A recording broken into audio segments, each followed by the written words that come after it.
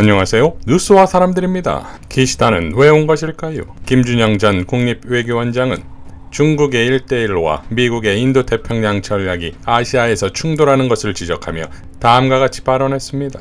지난 정부는 이 둘을 연결시키려는 신남방, 신북방 정책을 했는데 그것은 다시 말해서 대륙 세력의 중국과 해양 세력 사이에 가교로서의 우리 역할을 하자는 것이었는데 이 정부는 출발하면서 이것을 깡그리 폐기시키고 시작한 것이 바로 인도태평양 전략입니다.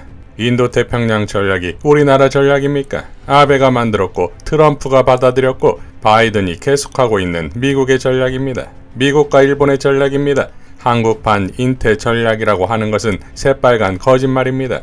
여기에는 한국판이라는 것은 의미가 없고 미국의 전략이 우리의 전략이 되었고 우리는 해양 세력에 참여해서 대륙을 향해서 돌진하는 돌격대가 되어 있는 것입니다. 심하게 얘기하면 총알바지가 될 수 있습니다. 이 시작은 바로 한국전쟁으로부터 시작됩니다. 한국전쟁이 독일이 분단된 것과는 달리 한반도를 분리시켜서 대륙 세력과 해양 세력의 완충지대를 만들었습니다. 그때 미국이 만든 것이 뭐냐? 미일동맹과 한미동맹입니다. 그런데 이것을 삼각동맹이라고 불렀어요.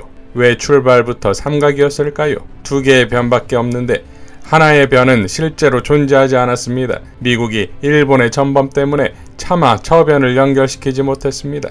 그런데 이제 이것을 연결시키려고 하고 있습니다. 라고 발언했습니다. 자, 이처럼 한국과 일본을 묶는 것 자체가 바로 미국의 국익이지요. 김상수 작가는 다음과 같이 밝혔습니다. 윤석열의 굴욕적 대일본 외교의 원인에는 윤석열의 왜곡된 일본 국가주의 사고에 길들여진 측면이 우세하지만 지금 미 국무부나 백악관에서 한국과 일본의 외교 정책을 결정하는 주요 인물에 주목할 필요가 있다. 웬디 루스 셔먼, 바이든 정부에서 2021년 4월부터 국무부 차관으로 있는 그녀는 클링턴 행정부 시절에는 1997년부터 2001년까지 미국 국무부 고문을 역임했다. 또한 빌 클링턴 대통령과 매들린 올브라이트 국무장관의 특별고문이자 북한 정책 조정관이었다. 후자의 역할에서 그녀는 북한의 핵무기 및 탄도미사일 프로그램과 관련된 협상에서 중요한 역할을 했다. 국무부 정무차관 당시 문재, 박근혜, 아베, 성노의 협상에서 박근혜 정부의 일본 아베 정부의 불가역적을 강요하면서 아베의 손을 들어준다.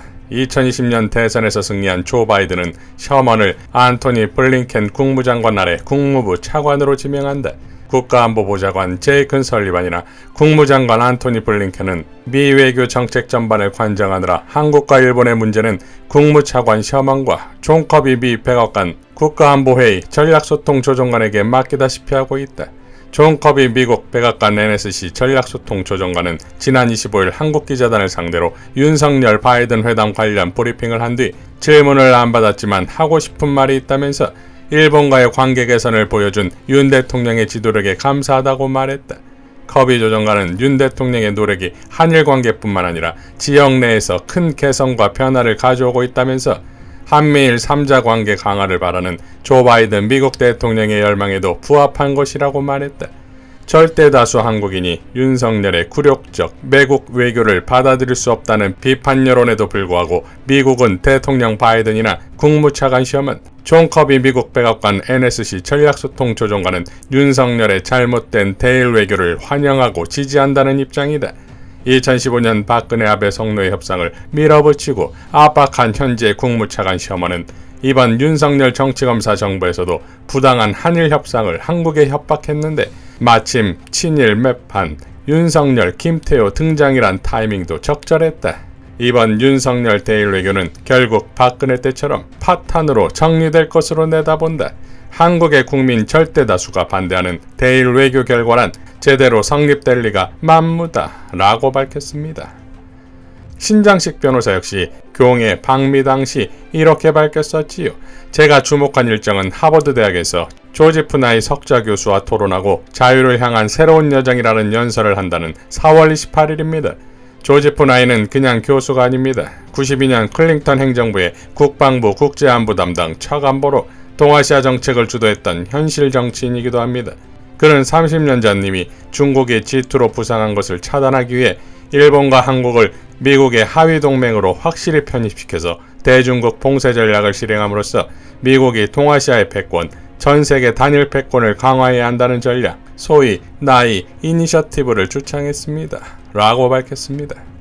하버드대에서 교원 조지프 나이 교수에게 케네디 스쿨 재학생이라면 A 학점이 바로 수여될 정도로 훌륭한 답변이라는 말을 듣고 좋아합니다. 자, 그러니까 미국의 목표였던 한국과 일본을 연결하는 한미일동맹에서 가장 큰 장애물이 바로 일본의 침략의 역사에 대한 반성이 없다는 거 아니었겠습니까? 이를 한방에, 아니 알아서 더 나서서 해결해준 교황인 것이니 우리에겐 매국노이나 미국의 입장에서는 그야말로 수십 년 만에 터진 로또다 이겁니다. 이러니 이번 기시다의 방안 역시 미국이 있다 이거지요. 더 라이브에 출연한 양기호 교수는 기시다의 방안에 대해 다음과 같이 발언했습니다. 한일 관계의 모든 대부분의 사안에 배후에는 항상 미국이 있습니다. 이번에 한일 정상회담도 저는 미국에 있다고 보고요. 한미 정상회담에서 우리가 핵협의체를 한미 간의 어떤 플랫폼으로 만들기까지는 어느 정도 이야기가 진전이 됐기 때문에 일본은 또 여기서 빠질 수 없지요. 일본은 여기에 반드시 들어가서 아마도 저는 한미 정상회담이 있고 그리고 나서 이번에 한일 간의 정상회담이 있고 그리고 5월 19일부터 열리는 G7에서 한미일 정상회담은 이미 확정이 됐거든요. 그리가는 전 단계, 중간 단계 정도가 아닌가.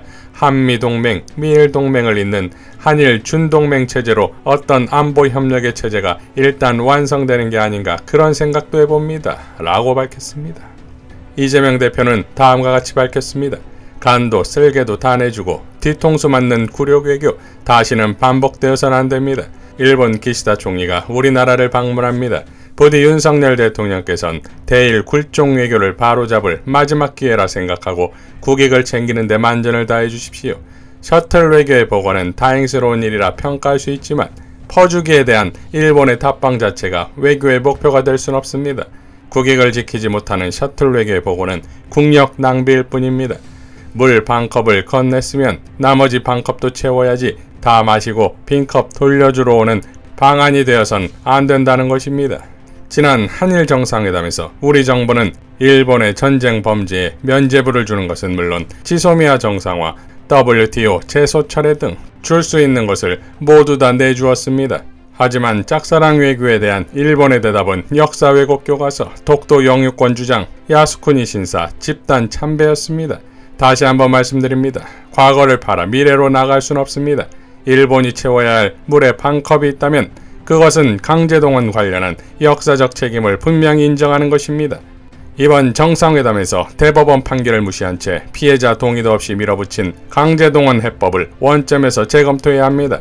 며칠 전 위안부 피해자 한 분이 또 세상을 떠났습니다. 일본의 전쟁 범죄에 대한 온당한 책임을 물을 시간이 얼마 남지 않았습니다. 나아가 과거사에 대한 총리의 직접적이고 분명한 사과를 받아내야 합니다. 역대 내각의 인식 개선 같은 말장난이 아니라 분명한 책임 인정과 진정성 있는 사죄가 뒤따라야 미래로 나아갈 수 있습니다. 같은 의미에서 일본 정부의 연이은 역사 왜곡 행보에 대해서도 사과를 요구하고 받아야 합니다. 영토 주권 수호는 한치도 양보해서는 안 될 국가의 제일 책무입니다. 일본의 독도 영유권 주장에 대해 강력히 경고하십시오. 만약 독도 영유권 비슷한 이야기라도 일본 총리가 꺼낸다면 당장 회담장을 박차고 나오십시오. 어떤 외교 정책도 국민의 안전을 앞설 수는 없습니다. 오염수 방류에 대해 우리 국민은 물론 국제사회의 우려가 큰 만큼 후쿠시마 원전 오염수 해양 투기 계획을 철회하고 국제적 공동 검증 및 조사부터 반드시 관철해야 합니다.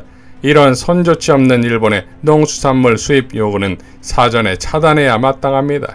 무엇보다 우리 정부는 오직 국익이라는 각오로 회담에 임해야 합니다. 기시다 총리는 일본 국익의 관점에서 중국, 러시아와 관계 개선에 노력을 하고 있습니다.